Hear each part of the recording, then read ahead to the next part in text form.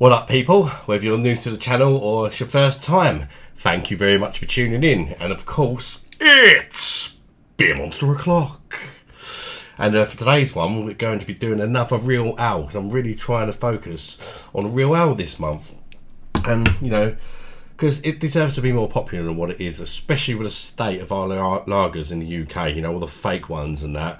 You know, people should start trying some of this. People that are starting to realise all these lowered ABVs and fake lagers are just not very nice. You're better off, there's so many different real ales out there, you're bound to find some you like, and they're normally cheaper as well, and they're going to be with better ingredients most of the time. So yeah, I'm going to try and find some nice real ales this month. Hopefully this will be another one, because the first two have been pretty good. This one's by the Theakston brewery. It's called xbRuby. Of course, Theakston make the very popular and very nice Old Peculiar. So if it's anywhere near as good as that, I should be in for a nice treat. But that is really nice, that one. And it's also a bit stronger than this. This is only 4.5. It says it's unpasteurised and cold filtered, which pretty much means it's bottle conditioned. Cold filtered, you know, that's another matter. Normally you get that with a lot of lagers and stuff. So that's different. Anyway, it's 500ml bottle. I picked it up from Morrison's, but from a Morrison's online delivery. I don't actually sell it in my Morrison's, but whenever I get a delivery from Morrison's, I don't really shop there, but I do ever get a little voucher code every now and again. They have a massive selection of real ales on Morrison's, but they don't sell them in the store. But if you're getting it delivered, at least where I live anyway, they have loads of them. So yeah, I've literally ordered about 40 real ales from Morrison's, and there's some good ones in there. Well, I've not tried I've not tried any of them, that's why I'm reviewing them, but there's some good breweries in there anyway. And yeah, let's crack this one open and see what she's all about. It costs £2.50, and it's also in the 4 for 3 deal, and of course that was delivered to my door for free as well. Big up Morrison's. Even though your food's bloody expensive, that's not too bad. I've got something like, I think it's about 40 bottles for 80 quid or something like that. It's not too bad, is it, in this day and age? Because some of them are quite strong ones, and a few of them are craft beers as well. So yeah, can't complain too much. Let's see what sort of colour she is. Let me know if you've tried this one, guys, and whether you like it or not in the comments, because the more different opinions, the merrier. It looks fantastic in the glass, as you would expect from a great brewery like that. There we go. It's kind of a coppery brown sort of colour with a sort of slight strawberry sort of reddy hint to it. It looks fantastic. We've got a nice looking yellowy, creamy off-white head. Again, where's bottle conditioned, you know, you've got nice levels of carbonation, but nothing too crazy, you know, not over carbonated. So I've tried to get as many bottle conditioned ones as I could, but a lot of them aren't bottle conditioned. I can't really see much floaters like any of the yeast floating around, because they leave the yeast in. That's what makes it bottle conditioned, of course. And yeah, I always get that in there.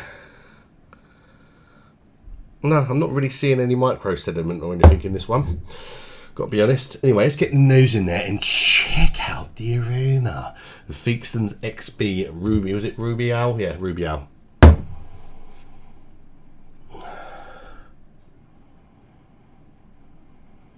It smells quite nice, actually. I wasn't expecting the first thing that I could smell to be apples, though, because I smell apples on this one.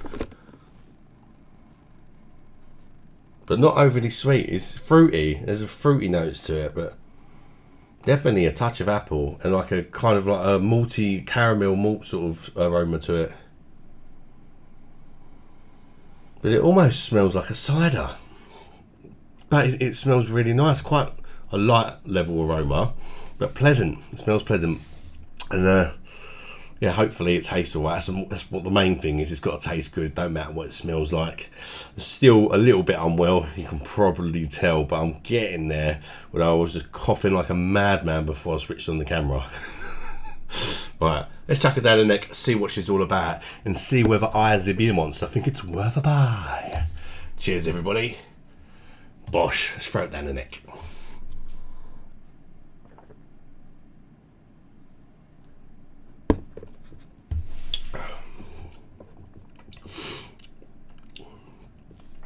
It's decent,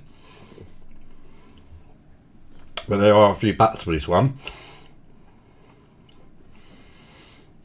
First impressions, very sessionable, very easy drinking. But let's get one of the buts out of the way. It's nice, but it's a little bit watery. It's a little bit lacking in flavour. But in the last few hours I've had have been a bit stronger than this. I think actually Buttyback wasn't. I think that's 4.5% as well. Yeah, it's nice, but my first impression is it's not up to the level of the last couple of hours that I've had, if I'm honest. It's lacking a little bit in flavour, slightly watery. The mouth feels a little bit thin, maybe light to medium, but it does have that smoothness to it, which is nice. And I would say, if you're new to trying real ales, this would be a good starter because it's not too full on in your face with anything. Quite subtle flavours. And probably a good sort of transition ale for someone who's perhaps a bit scared of sort of going into the world of real ale and giving one a try for the first time. This is the kind of one I would recommend. There's nothing horrible about it. It's just a bit, I don't know, newcomer friendly, you could call it. A little bit light, but it's very sessionable. In fact, it tastes weaker than the 4.5% for me.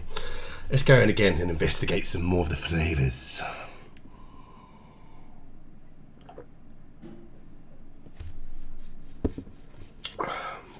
It's malty.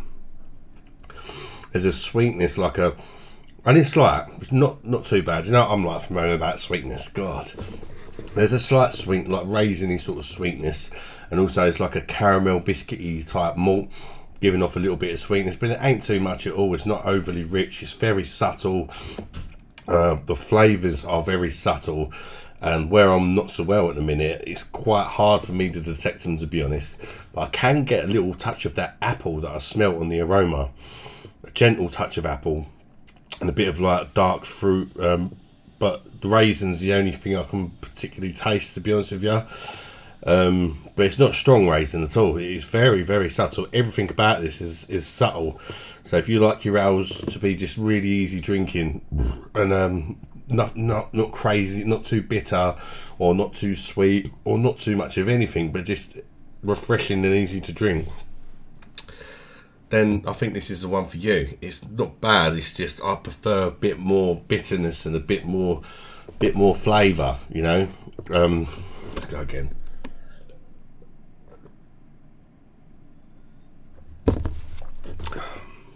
There's a bit of an earthy note towards the end. Very slight bitterness, hardly any at all, and perhaps a little touch of like a woodiness about it as well. Yeah, it's okay. I reckon it's worth a try. I just don't think this is going to wow too many people, if you know what I mean.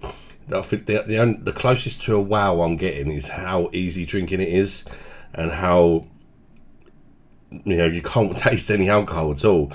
So as far as a session beer goes, this would be fantastic for sessioning. You know, if you're in for a heavy night and you're going to knock back 8 to 10 pints or whatever with the lads, this would be perfect for that, because you don't want anything too sickly or flavoursome or bitter or anything if you're going to be throwing that sort of amount of beers down your neck. You just want something you can slam down, and you can slam this one down extremely easily.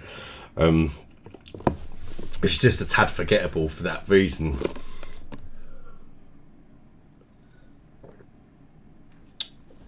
And it's not a touch on the old peculiar. Yeah, definitely not a touch on old peculiar. But it's a different sort of beer, and this is a session beer. It does the job. It's just not quite hitting the levels. But I'd say it's good enough to give a sort of bang average 7 out of 10.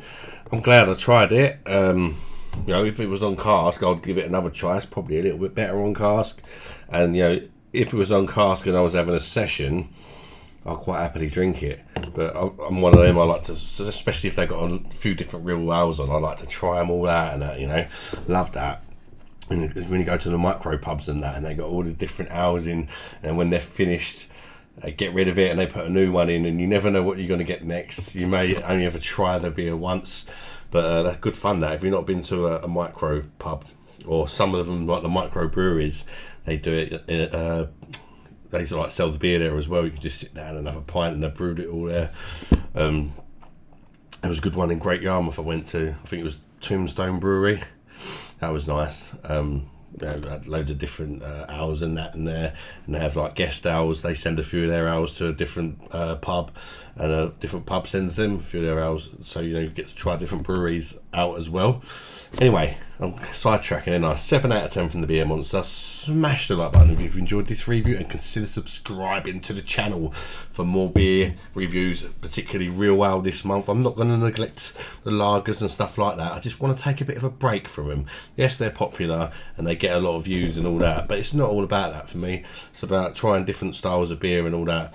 And I'm just really enjoying my hours at the minute. I think as it starts heating up, that's when I bring the lagers back a bit more regularly, perhaps. But I will do the odd one. Anyway, till next one, guys. Bye-bye, darlings.